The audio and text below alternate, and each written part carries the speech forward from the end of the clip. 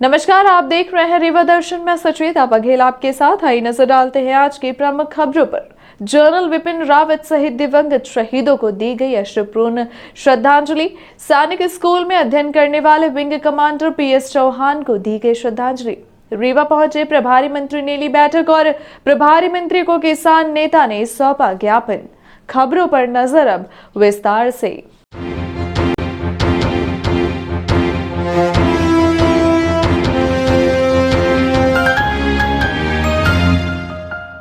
General Vipin Rawat सहित दिवंगत शहीदों को दी गई अश्रुपूर्ण श्रद्धांजलि। देश के प्रथम CDS जनरल विपिन रावत के दुखद निधन पर श्रद्धांजलि सभा का आयोजन किया गया। इस दौरान जनरल विपिन रावत व उनकी पत्नी मधुलिका रावत सहित सैन्य अधिकारियों और जवानों को अश्रुपूर्ण श्रद्धांजलि दी गई।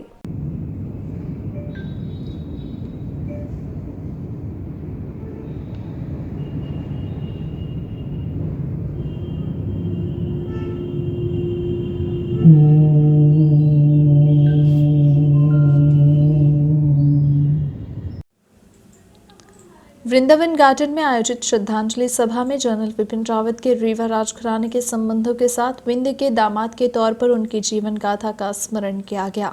श्रद्धा सुमन अर्पित करते हुए पूर्व मंत्री एवं रीवा विधायक श्री राजेंद्र शुक्ल ने कहा कि जनरल रावत का संपूर्ण जीवन निष्ठापूर्वक देश सेवा के लिए समर्पित रहा। वह महान देशभक्त थे। उनकी काबिलियत ने ही उन्हें भारत का प्रथम चीफ ऑफ डिफेंस स्टाफ बनाया। एयर स्ट्राइक व सर्जिकल स्ट्राइक में उनकी महत्वपूर्ण भूमिका रही। दुर्भाग्यपूर्ण घटना से पूरा देश शोकाकुल है। जनरल रावत अमर हो गए। उनके भारत की रक्षा के क्षेत्र में किए गए कार्य हमेशा याद रहेंगे। उन्होंने देश के सम्मान को शिखर तक पहुंचाया है। श्री शुक्ल ने शहीदों के चरणों में श्रद्धा सुमन अर्पित किया। विधायक सिरमौर श्री दिव्यराज ने श्रद्धांजलि अर्पित करते हुए कहा कि जनरल विपिन रावत आक्रामक होने के साथ दोस्ताना भी थे। उनके द्वारा देश हित में किए गए कार्य अविस्मरणीय रहेंगे। उनके बताए रास्ते पर चलकर देश को आगे बढ़ने का मार्ग प्रशस्त होगा। उन्होंने कहा, ईश्वर से प्रार्थना है कि दिवंगत आत्माओं को शांति प्रदान करे। सैनिक स्कूल परिवार की तरफ से डॉक्टर A.K. झा ने श्रद्धा सुमन अर्पित किया। सेवानिवृत्त brigadier A.K. Shrivastava, doctor Atul Pandey, Sardar Prahlad Singh ने ईश्वर से प्रार्थना की कि शहीदों को अपने श्री चरणों में स्थान प्रदान करें। इस दौरान 2 मिनट का मौन धारण कर दिवंगत आत्माओं के शांति के लिए प्रार्थना की गई। इससे दुखद घटना और क्या हो सकती है। पूरा देश स्तब्ध है, दुखी है।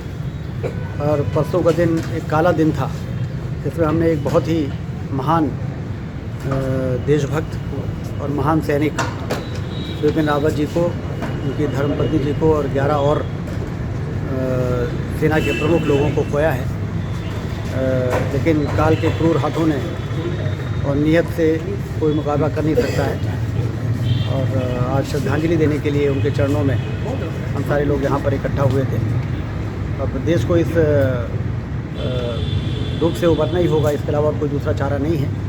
लेकिन उन्होंने जिस प्रकार से हमारी सेना को मजबूत करने का काम किया और उनकी योग्यता के कारण ही उनको तीनों सेना के चीफ के रूप में पहली बार देश के अंदर तीनों सेना के चीफ के रूप में उनको नियुक्त किया गया था। इस बात का प्रमाण है कि वो बहुत ही योग्य थे, बहुत ही रणनीतिकार थे और देश की सेना को बहुत मजबूती प्रदान किया, आधुनिकीकरण किया। उनके जाने से बहुत बड़ी क्षति है, एक महान क्षति है, जिसकी भरपाई करने शौक में है, बहुत दुखी है। और जिस तरीके से अभी चाइना और पाकिस्तान के बॉर्डर पे तनाव है और उसमें जो भी वक्तव्य जनरल विपिन रावत साहब के आते थे, उससे चाइना और पाकिस्तान विचलित हो जाते थे। उनके जो बयान थे उससे जो दबाव में आ जाते थे कि कोई शख्सियत बोल रही है, उन्होंने अपने देश पे उसको हावी नहीं होने दिया, बल्कि हमारे रावत साहब की वजह। और भी ब्रिगेड कमांडर थे, राष्ट्रीय राफेल के डायरेक्टर थे, तो उस वक्त खुले शब्दों में कहा था,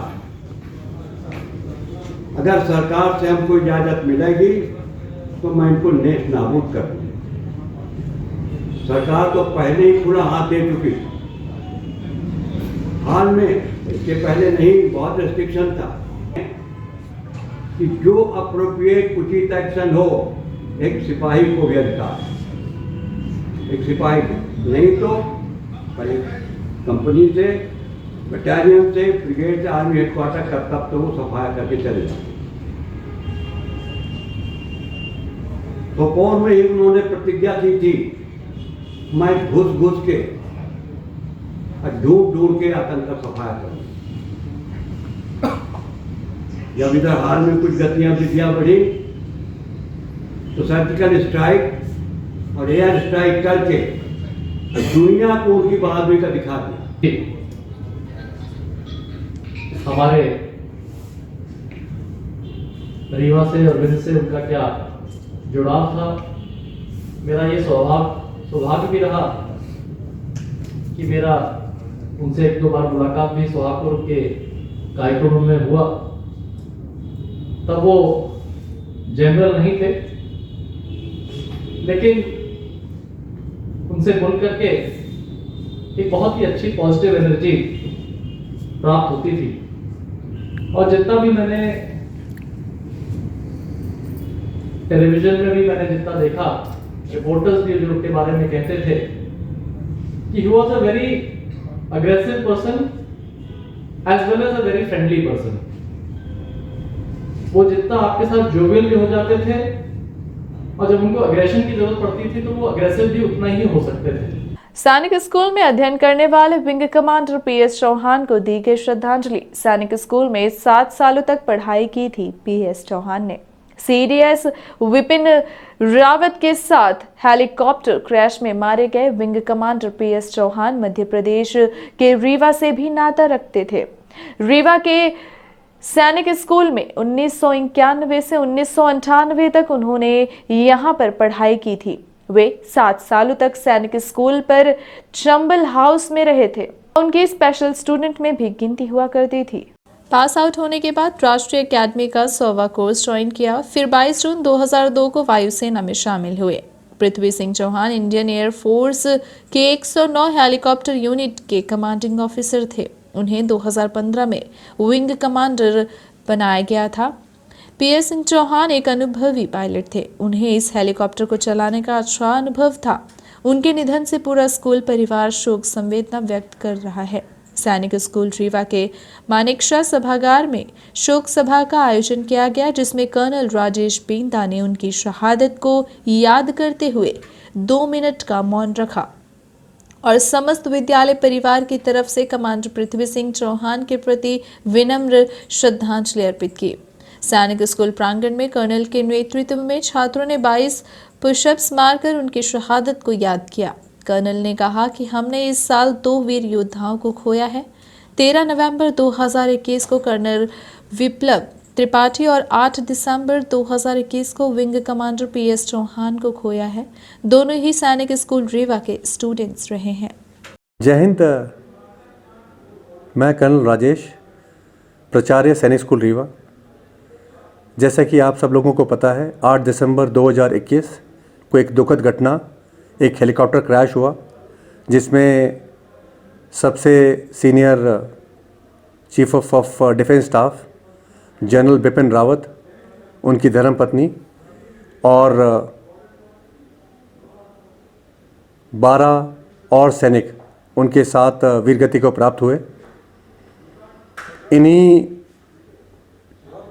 सेनानियों के अंदर स्कूल के पूरा छात्र, school number 2434 Chambal house, wing commander Prithvi Singh Chauhan, जिन्होंने यहाँ पर 7 साल 1991 से लेकर 1998 तक शिक्षा ग्रहण करी।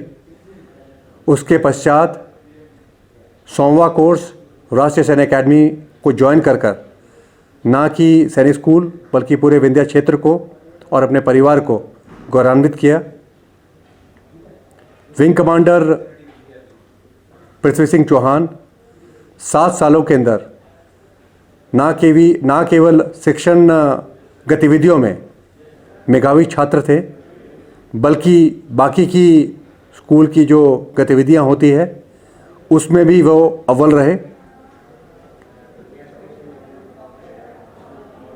पिछले 1 महीने से कम समय में ये दूसरा आघात है सैनिक स्कूल रीवा के लिए। ज्ञात रहे 13 नवंबर 2021 को स्कूल के ही पूर्व छात्र कर्नल विप्लव त्रिपाठी ने अपनी फैमिली के साथ आतंकवादियों से मुठभेड़ में देश के उत्तर पूर्वी क्षेत्र में शहादत हासिल करी थी।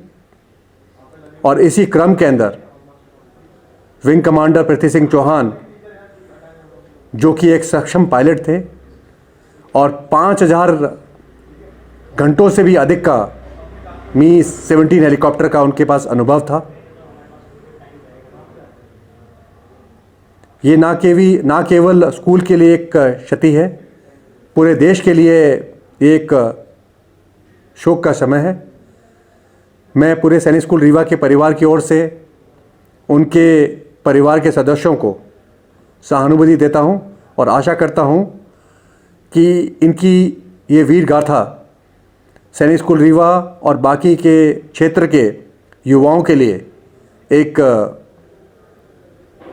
अच्छा उदाहरण रहेगा और उनकी ये शहादत आने वाली पुश्तें याद रखेंगी। जय हिंद। रीवा पहुंचे प्रभारी मंत्री ने ली बैठक। संभावित तीसरी लहर को लेकर लिए गए अहम निर्णय। कोरोना महामारी की संभावित तीसरी लहर को देखते हुए आज कोरोना संबंधी जिला प्रशासन एवं जनप्रतिनिधियों तथा क्राइसिस मैनेजमेंट के सदस्यों के साथ जिला के प्रभारी एवं मध्य प्रदेश शासन के खाद्य नागरिक आपूर्ति उपभोक्ता संरक्षण मंत्री विशाहुलाल सिंह द्वारा कलेक्ट्रेट कार्यालय में समीक्षा बैठक ली गई। इस दौरान जिले की व्यवस्था से वह संतुष्ट दिखाई दिए। कोरोना महामारी ने ऐसी तबाही मचाई कि पूरा देश महीनों लॉकडाउन में जकड़ा रहा। आर्थिक संकट के साथ ही कई लोगों ने बहुत कुछ खोया, इसलिए फिर वही स्थिति ना बने, इसके लिए संभावित तीसरी लहर को देखते हुए प्रदेश के मुखिया शिवराज सिंह के निर्देशन पर आज जिले के प्रभारी मंत्री रीवा पहुंचे और बैठक कर चिकित्सा व्यवस्थाओं का जायजा लिया। इस दौरान स्वास्थ्य विभाग व जिला प्रशासन ने जिले में अस्पताल, बेड, ऑक्सीजन सहित कई महत्वपूर्ण जानकारी दी, जिससे प्रभारी मंत्री संतुष्ट नजर आए। उन्होंने कहा कि मुख्यमंत्री ने निर्देश दिए हैं कि सभी प्रभारी मंत्री अपने जिले में जाएं और वहां की व्यवस्थाओं का जायजा लें, क्या जरूरत है इसकी भी जानकारी लें। उन्होंने कहा कि तीसरी लहर का आना संभावित माना जा रहा है। अगर तीसरी लहर आती है तो रीवा में पूरी तैयारी है, यहाँ की व्यवस्थाओं से मैं संतुष्ट हूँ। इस दौरान बैठक में पूर्व मंत्री राजेंद्र शुक्ला, विधायक दिव्यराज सिंह, विधायक पंचलाल प्रजापति, विधायक Shyamlal Dwivedi, collector doctor Ilaiya T, SP Navneet Bhasin, निगम आयुक्त मृणाल मीणा, जिला panchayat CEO Swapnil Wankhede, CMHO doctor BL Mishra सहित अन्य अधिकारी एवं गणमान्य नागरिक उपस्थित रहे। देखिए, मध्य प्रदेश की सरकार माननीय शिवराज सिंह जी जो मुख्यमंत्री हैं, पूरी सरकार इस बात के लिए चिंतित है कि प्रदेश में तीसरी लहर नहीं आना चाहिए और तीसरी लहर के लिए क्या क्या आवश्यक है, क्या क्या तैयारियां की गई हैं। माननीय मुख्यमंत्री जी ने सभी प्रभारी मंत्रियों को उनके प्रभार के ज़िले में भेजकर उनसे अनुरोध किया है कि जाके देखो कि ज़िले में क्या क्या चीज़ की कमी है। इसी संबंध में आज जिला अधिकारी और हमारे क्राइसिस मैनेजमेंट के आदरणीय सदस्य, माननीय विधायकगण, सबको बुला के बैठक की गई है और जो यहाँ पे व्यवस्था है इससे मैं संतुष्ट हूँ और मुझे पूरा विश्वास है कि हमारे रीवा जिला में तीसरी लहर नहीं आएगी। इतना मैं आपको। प्रभारी मंत्री को किसान नेता ने सौंपा ज्ञापन। प्रदेश के नागरिक आपूर्ति एवं खाद्य मंत्री मध्य प्रदेश शासन के रीवा आगमन के दौरान किसानों एवं नगरवासियों की विभिन्न समस्याओं को लेकर किसान नेता सुब्रत मणि त्रिपाठी ने प्रभारी मंत्री को ज्ञापन सौंपते हुए उन्हें किसानों की समस्याओं से अवगत कराया। भारतीय किसान यूनियन प्रदेश अध्यक्ष एवं राष्ट्रीय किसान समन्वय समिति के सदस्य किसान सुब्रत मणि त्रिपाठी द्वारा जिले के प्रभारी मंत्री को ज्ञापन सौंपकर उन्हें जिले की विभिन्न समस्याओं से अवगत कराया गया है और बताया गया है कि जिले के किसान एक एक बोरी खाद के लिए परेशान है। वहीं धान खरीदी केंद्र नई गढ़ी में खोलने के लिए किसान अनशन में है।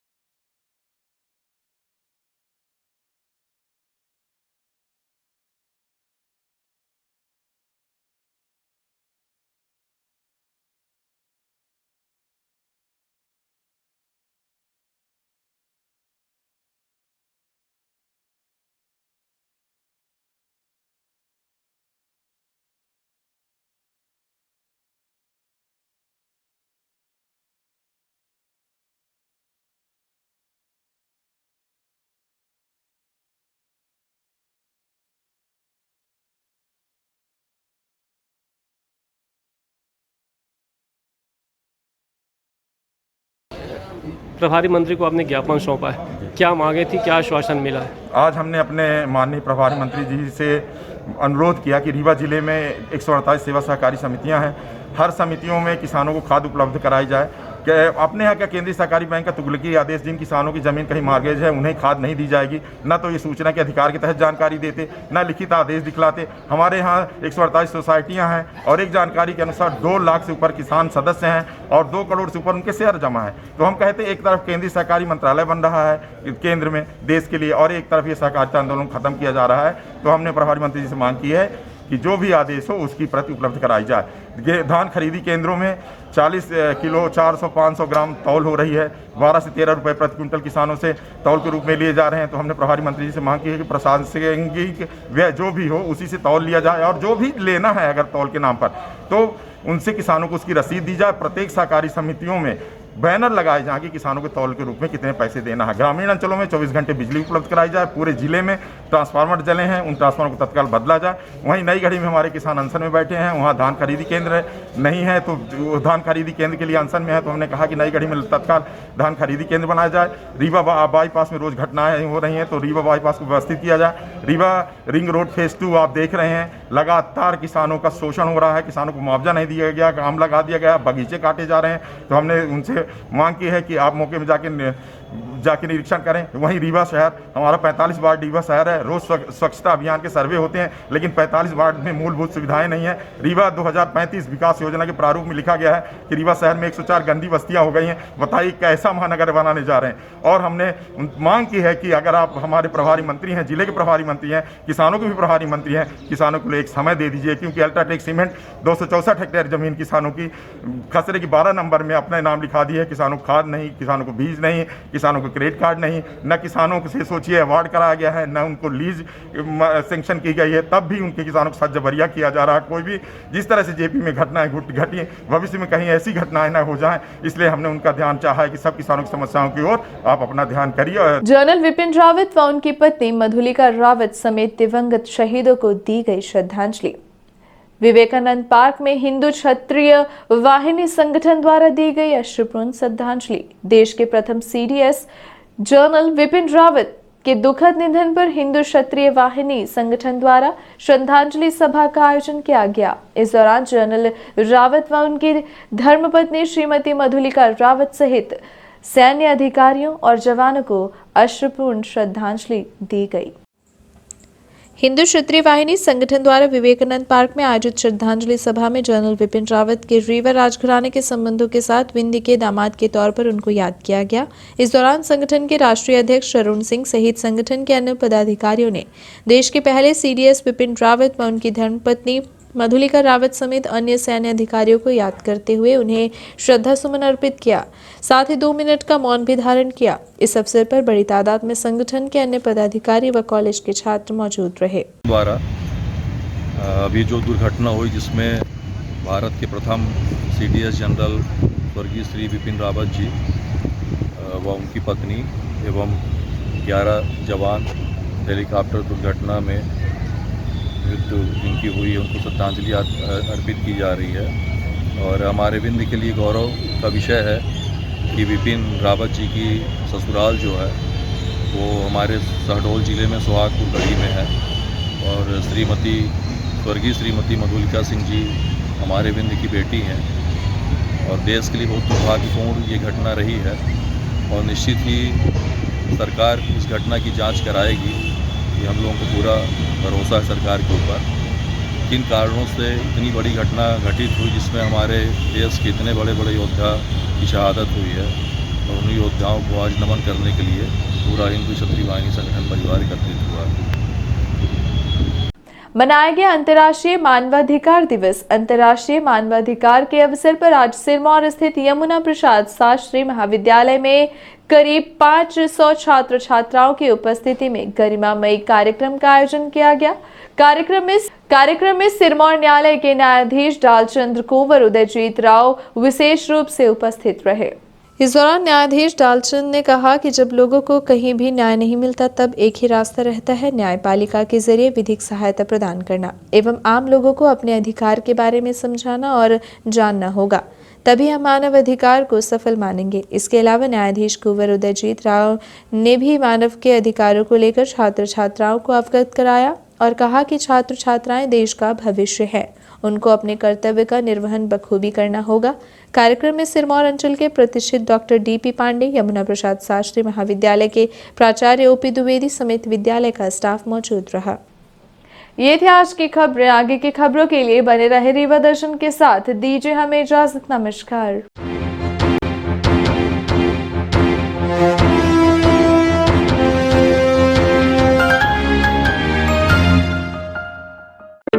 महानगरों के बाद अब आपके शहर रीवा में आ गया है हाई स्पीड के साथ न्यू ब्रॉडबैंड रेलटेल, जिसमें आपको मिलेगी अच्छी स्पीड और बेहतर सर्विस। तो न्यू ब्रॉडबैंड कनेक्शन के लिए संपर्क करें VPS केबल नेटवर्क, पता John tower 2nd floor near college चौक रीवा। मोबाइल नंबर है 9000992232 और 9425470430। धन्यवाद।